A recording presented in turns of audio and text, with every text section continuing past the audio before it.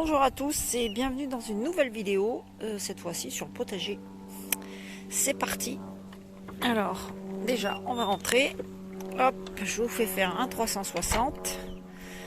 Donc voilà, alors on va parler un petit peu de faire le petit tour quoi, pour voir ce qui a poussé, ce qui n'a pas poussé, ce qui est en bonne forme et ce qui ne l'est pas.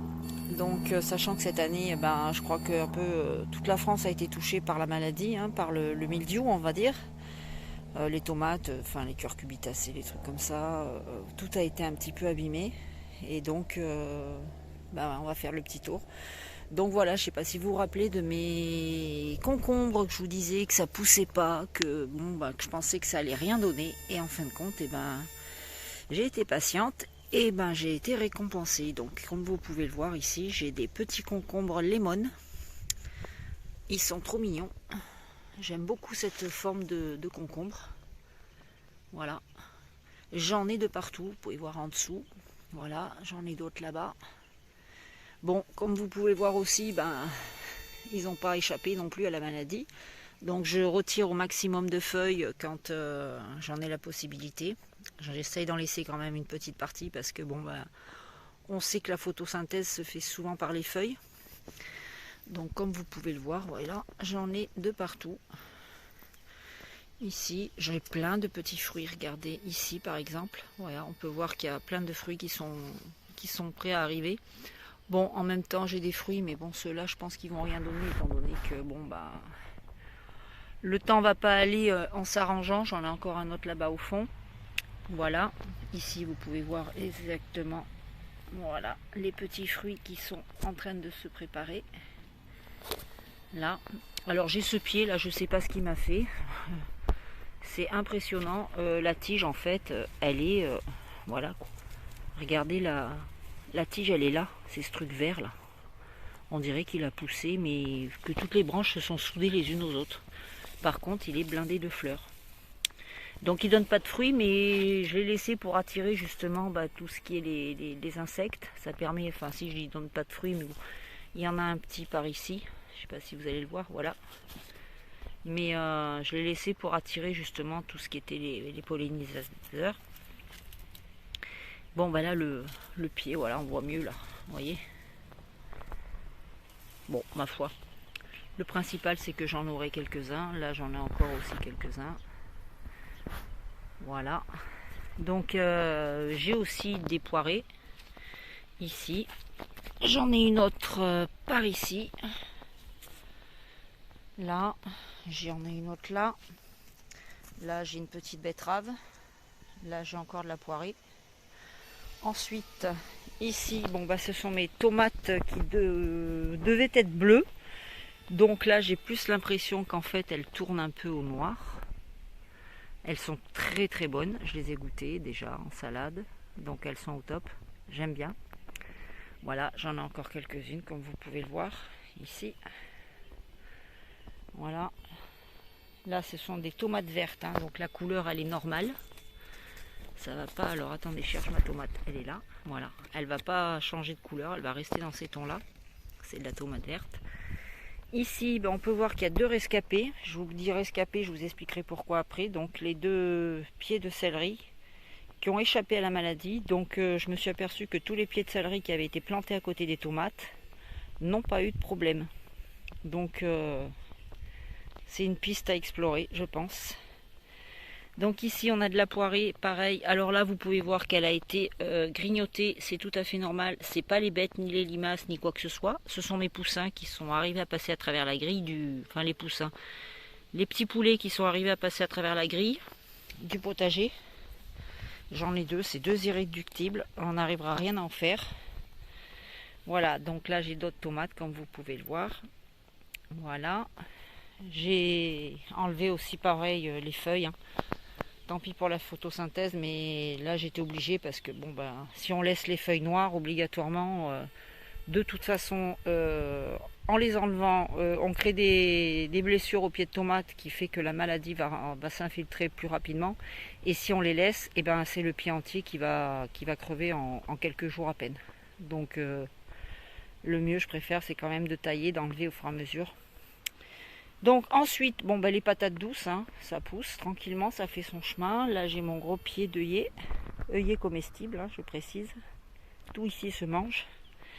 Donc là, on a quelques pieds d'aubergine. Alors voilà, le résultat de mes fameux précieux, comme je disais, bah, mes céleris sont foutus. Foutus de chez foutus. Ils ont tous chopé cette espèce de saloperie de maladie là, qui les bouffe. Et donc qui les rend incomestibles, impropres à la consommation, quoi. Donc voilà, je suis un petit peu dégoûtée. Mais bon, l'année prochaine, de toute façon, je m'étais aperçu que il y a 2 ans, j'avais fait planter mes céleris en fait sur hors sol, dans des grands bacs avec une terre sableuse, et j'avais eu des super résultats. Et là, ça fait 2 ans de suite que je les mets en terre, et 2 ans de suite où j'ai ce problème de maladie qui vient se mettre au pied. Donc l'année prochaine, quoi qu'il arrive, je les remettrai en bac. Enfin en bac, hors sol du moins.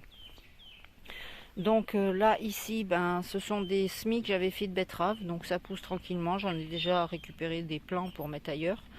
Ceux-là, je vais les laisser. J'enlèverai juste les petits plants les plus faibles. Et je garderai les autres. Les melons. Alors les melons, ne sont pas épargnés non plus, comme vous pouvez le voir sur les feuillages. Voilà. On a la bestiole qui est bien installée. Mais bon, les melons sont là. Donc ils sont pas très gros encore, comme vous pouvez le voir par rapport à ma main. Vous voyez. On va attendre en espérant qu'on ait une belle arrière-saison et qu'ils ne finissent pas par pourrir au sol avant d'avoir le temps de mûrir. Donc ici, encore un pied de carde. Enfin, carde, blette, ça dépend. Le nom qu'on leur attribue. Donc là, j'ai encore des œillets. Voilà, là j'ai encore mon œillet aussi ici. Là, il me reste sur mon tipi, il me reste encore quelques tomates. Donc c'est des tomates jaunes, des yellow. Voilà. Il faut espérer qu'il y ait encore un peu de soleil. Enfin, une arrière-saison assez agréable pour pouvoir faire mûrir tout ça, parce que c'est dommage. Si c'est pas la maladie qui va les prendre, j'espère que c'est pas le manque de soleil qui va me les faire perdre, parce qu'il y a quand même encore de beaux fruits. Donc voilà. Ensuite, alors ici nous avons les aubergines. Donc pareil, ça a bien donné. J'en ai déjà récolté quelques-unes. J'ai fait il y a 2 jours une ratatouille maison avec les tomates, les poivrons, les aubergines, les courgettes du jardin que j'ai mis en petits bacs et que j'ai mis au congèle pour l'hiver. Donc voilà, regardez cette couleur, c'est juste magnifique. Oh, j'adore. Voilà, donc vous voyez, il y en a d'autres qui arrivent tout doucement. Voilà. Ici, on en a une autre. Voilà. Là, une autre. Ensuite, on a les tomates. Donc, il nous reste encore pas mal de tomates aussi sur tous les plants. En fait, il nous reste de la tomate. Donc, on croise les doigts. Parce que c'est quand même dommage si ça mûrit pas. Bon, après, quand elle commence à être rouge comme ça et que je vois que ça avance pas trop, pour décharger un peu, pour éviter que ça pompe pour les autres, je cueille les plus rouges et je finis de les faire mûrir dans une caisse qui est ventilée. Et ça marche aussi, c'est très bien, donc ça évite le gaspillage. Donc vous voyez, il y en a de partout des tomates. Je suis contente cette année. Malgré le mauvais temps, on a quand même eu tout ce qu'il nous fallait. C'est plutôt sympathique. Donc ici, on a encore du poivron. Je vais essayer de vous les faire voir. Voilà, on a du poivron. Là-bas, on a encore du poivron. J'essaye de faire avec le soleil, c'est pas évident. Voilà, ici on a du poivron aussi. Ils sont beaux. Donc au milieu, j'ai quelques pieds de betterave. J'ai encore un céleri ici, comme d'habitude, à côté des pieds de tomates, et ça a super bien fonctionné. Ici, donc, là, nous avons des pieds de carde encore. Hein. Vous avez vu la taille, c'est juste énorme. C'est carrément un truc de fou. C'est impressionnant par l'ampleur que ça prend au potager. Je ne sais pas si vous voyez par rapport à ma main, en fait. Donc voilà, elle est énorme. Donc on a encore aussi de la tomate. Voilà, de la yellow. Ici toujours la yellow, je l'aime beaucoup. C'est une très bonne tomate. Bon, on a les pieds de courgettes. On en ramasse pratiquement 4-5 par semaine. C'est pas énorme, mais bon, on fait avec. Voilà, encore de la courgette ici. Bon, bah là, le romarin du jardin en pleine forme. La vigne, bon, bah ça n'a pas donné grand chose, mais bon, la première année, on sait de toute façon que ça donne rien. Mais bon, on verra bien l'année prochaine. Là, les fleurs. Alors ici, on arrive, on a les pieds d'aubergine encore et toujours. L'année prochaine, j'ai vu que ceux qui étaient placés ici, en fait, ils ont beaucoup mieux... les pieds paraissent beaucoup plus solides, beaucoup plus forts. Donc l'année prochaine, c'est ici que je mettrai toutes les aubergines. Là, on a encore de la poirée, de la carde. Là, bon, des gros pieds de courgettes, mais ça donne pas énorme. Il y a une ou deux courgettes dessus. Il y a beaucoup de fleurs mâles, mais pas beaucoup de fleurs femelles. Bon, mes petites fleurs. Là, on a encore de la poirée. Ici, on a toutes les betteraves. En fait, finalement, elles ont bien fini par se développer jusqu'au fond là-bas. Donc ça, c'est super. En plus, elles sont décalées, donc la récolte se fera pas toutes en même temps. Donc ça, c'est le top. Vous voyez ici, je sais pas. Voilà, je vais essayer de faire la pointe. Voilà. C'est un beau diamètre déjà. Hein. C'est la taille d'un gros pamplemousse. On ne se rend pas bien compte sur la vidéo. Et ici, alors je suis trop contente cette année. Mes choucailles sont très beaux. Je suis contente. L'année dernière, ils avaient pris un peu de... Ils avaient du mal. Ça a peiné à sortir. Je vais peut-être faire le tour parce qu'avec le soleil, on voit pas grand-chose. Voilà. L'année dernière, ils avaient eu du mal, comme je disais, à sortir. Et puis cette année, ça va, quoi. C'est... Comme quoi, en fait, ça dépend de l'emplacement, quoi. Et ici, ils se plaisent. Et j'ai eu de la chance parce qu'on est au mois d'août. Et normalement, vous savez, les espèces de petits papillons qui viennent pondre, là... et qui vous bouffent le pied en un rien de temps, et cette année j'en ai pas. Donc est-ce dû à l'emplacement ou pas, je sais pas. L'année dernière je les avais mis tout en haut du potager, le long de la clôture là-bas. Donc est-ce que ça vient de là, je sais pas. Toujours est-il, il n'y a pas de protection, il n'y a rien, et mes choux n'ont pas été attaqués. Donc les melons, voilà, là vous pouvez voir aussi que ils n'ont pas résisté, ils ont été attaqués. Donc j'ai 2 fruits ici. Pareil, voilà, ils ont un beau diamètre. Mais voilà, ça manquera peut-être de soleil, je sais pas. Donc je les tourne régulièrement pour éviter le blanchissement ici. Voilà. On dit bien qu'il faut les tourner régulièrement pour pas qu'ils soient toujours du même côté, c'est sur la même face quoi. Donc là, on a encore de la courgette, encore de la carde. Voilà. Ici, un œillet. Là, on a des petites courgettes. Ici. Là, on en a une autre.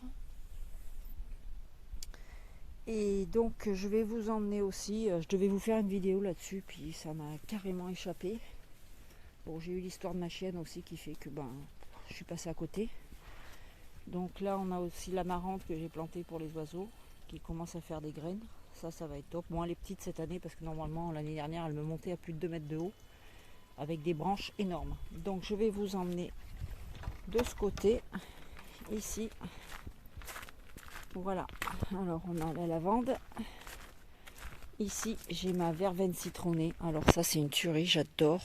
C'est l'été, je me le fais aussi. Vous savez, je prends quelques feuilles, enfin quelques branches en fait, que je coupe le haut, par exemple les tiges en haut, et je les mets dans une bouteille d'eau avec du citron vert.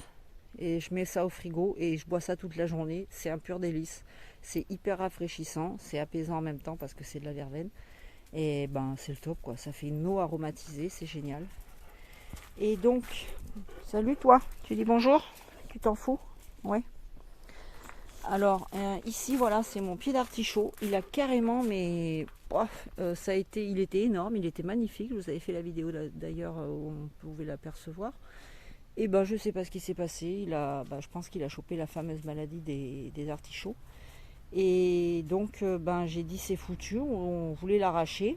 Et puis par manque de temps, voilà, par oubli, on l'a laissé. Et puis résultat, ben, quand on s'approche, on peut voir en fait qu'en bas, il a fait des rejets. Donc ça, c'est la bonne nouvelle du jour. Et on est super content parce que ce qui fait qu'on va couper le pied mère à la base et on va récupérer les petits rejets pour les replanter pour l'année prochaine. Et ça, je suis super contente parce que j'étais un peu dégoûtée de voir que mon pied d'artichaut avait passé l'arme à gauche. Donc voilà. Et bien sur ce, oui, c'est tout. Ah si, j'avais ceux-là aussi que je voulais vous faire voir. Voilà. Il reste des petits melons aussi encore ici qui ont poussé sur ma clôture. Donc ils sont, voilà, ils sont pareils. Ils sont tous à peu près la même taille en fait. Hein. Donc à voir aussi. J'ai coupé aussi les branches pour éviter que ça pompe pour rien sur le fruit. Et puis on verra bien ce que ça dira, ce que ça donnera. Je vais vous emmener là. Donc là, c'est pareil, un petit bac. Bon, cette année, je m'en suis pas vraiment occupée. J'avais bien un pied de céleri. Donc lui, c'est pareil, il a bien fonctionné. Il n'est pas en sol. Donc voilà. À côté, j'ai quelques pieds de betterave encore. Ça, c'est tout simplement une mauvaise herbe. Enfin, il n'y a pas de mauvaise herbe au jardin. Elles sont toutes là pour une bonne utilité, mais bon. Bon, ben là, ici, vous pouvez voir dans mon bassin, en fait, c'est de la menthe sauvage. C'est la différence entre, vous avez la menthe classique qu'on prend habituellement, qui a un goût fort de menthe, et là, ça serait plus un goût un peu chlorophylle. Vous voyez, on en trouve souvent au bord des étangs. Et ben, elle est comestible, elle est super bonne, et puis moi, ça me permet d'avoir aussi à côté du bassin, donc ça parfume. Là, comme vous pouvez le voir, en fait, je vais d'ailleurs les arroser. C'est des petits plants de patates douces que j'avais pas plantés, que j'avais gardés. Et en fait, ils vont me servir cet hiver. Je vais les garder pour les mettre directement à l'intérieur. Enfin, cette année, je vais mettre une serre. Donc, je vais les mettre en serre. Et comme ça, au mois de janvier, je n'aurai pas besoin de refaire des morceaux, des pieds, des plants. Et je les aurai déjà. Donc, je vais essayer de les maintenir jusqu'à l'hiver. Et les mettre directement au potager au mois de mai, ils seront déjà bien développés quoi. Donc ça c'est le top. Voilà, et sinon après on a les tomates que j'ai taillées cet après-midi parce que voilà, vous voyez, j'étais obligée de mettre un cordage parce que sinon il y a tout qui tombait. Donc j'ai enlevé pareil les branches pour dégager au maximum les fruits afin qu'ils voient le plus possible le soleil. Parce que le soleil l'après-midi ici, on l'a pas. On l'a le matin, toute la matinée jusqu'à à peu près 1h30, 2h de l'après-midi. Après ça passe à l'ombre. Donc obligé de dégager au maximum pour que les fruits puissent prendre le soleil du plus qu'ils le peuvent. Voilà. Et écoutez, sur ce, je vais vous laisser. Je vous souhaite une bonne soirée, un bon lundi et puis je vous dis à très vite. Ciao.